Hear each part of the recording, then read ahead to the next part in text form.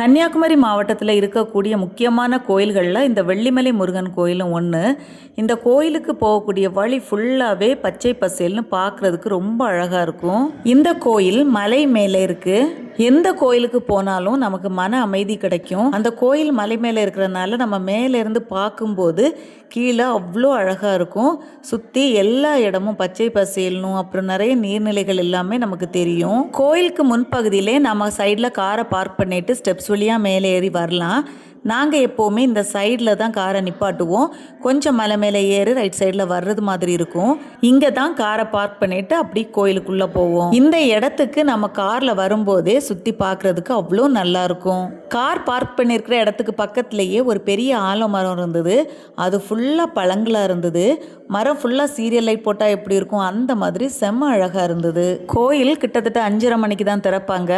நாங்கள் எனக்கு ரொம்ப சீக்கிரமாகவே வந்துட்டோம். எப்போவுமே தீபாராதனை டைமில் தான் அறக்க பறக்க ஓடி வர்றது மாதிரி இருக்கும்.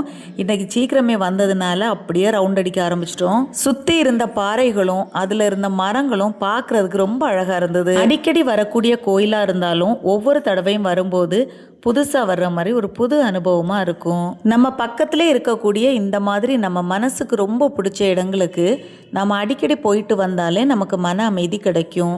எதையோ தேடி ஓடிக்கிட்டு இருக்க நமக்கு என்ன பிடிக்கும் அப்படிங்கிறதே சில நேரங்களில் மறந்துடுறோம். சில நேரங்களில் அது ரொம்ப சின்ன விஷயமா கூட இருக்கலாம். அப்படியே சுற்றி வந்துக்கிட்டு இருக்கும்போது 2 அழகான மயில்களை பார்த்தோம்.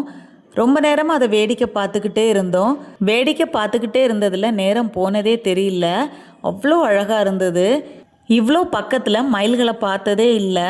கோயில் நட திறந்துட்டாங்க. அதனால கோயிலுக்குள்ளே போய் நல்ல சாமி தரிசனம் பண்ணோம். அந்த நேரத்தில் அவ்வளோ கூட்டம் இல்லை. இனிமேல் தீபாராதனைக்கு தான் நல்ல கூட்டம் வரும் அப்படின்னு நினைக்கிறேன். அதனால நிதானமாக ரொம்ப நேரம் உட்காந்து சாமி கும்பிட்டுட்டு வந்தாச்சு.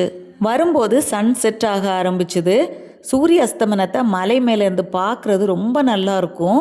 சில நேரம் நல்ல கிளியராக தெரியும், சில நேரம் மேகங்களுக்குள்ள மறைஞ்சிடும். பெருசாக தெரிஞ்சுக்கிட்டு இருந்த சூரியன் கொஞ்சம் கொஞ்சமாக கீழே இறங்கி சின்னதாக தெரிய ஆரம்பிச்சுது. கொஞ்ச நேரத்தில் ஃபுல்லாக மறைஞ்சு போயிடுச்சு. சூரியன் மறைஞ்சதுக்கு அப்புறமும் ரொம்ப நேரம் பார்த்துக்கிட்டே இருந்தோம்.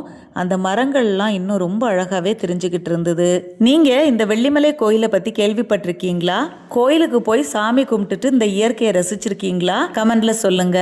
நன்றி.